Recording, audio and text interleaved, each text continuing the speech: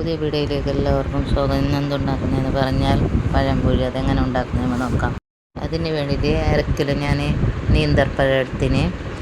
പിന്നെ ഒരു ബൗളിലേക്ക് മുട്ട ഒഴിച്ച് വന്ന് കുറച്ച് ഉപ്പ്, 2-3 സ്പൂണ്. നമുക്ക് നന്ന മധുരം വേണമെങ്കിൽ കൂടുതൽ പഞ്ചസാര ഇടണം, കുറവ് വേണമെങ്കിൽ കുറച്ചിടണം. ഞാൻ 2-3 സ്പൂണ് പഞ്ചസാര ഇട്ട് ഉപ്പിടണം. 2 കപ്പ് മൈദ, 1 കപ്പ് അരിപ്പൊടി, കുറച്ച് മഞ്ഞ, പിന്നെ വെളുത്തുള്ളി വേണം, കറുത്തുള്ളി വേണം, കറുത്തുള്ളി ഇടാം.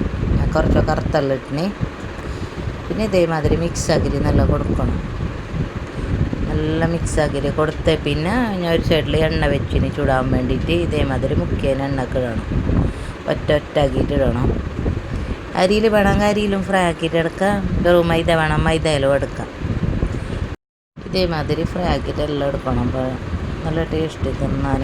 പുതിയതായിട്ട് ആരും കാണുന്ന ലൈക്ക് ഷെയറാക്കാൻ മറക്കണ്ട. അസ്സലാമു അലൈക്കും. എളുപ്പത്തിൽ ഉണ്ടാക്കാൻ പറ്റി പെട്ടെന്ന് വൈകുന്നേരത്തെ ചായക്കടി.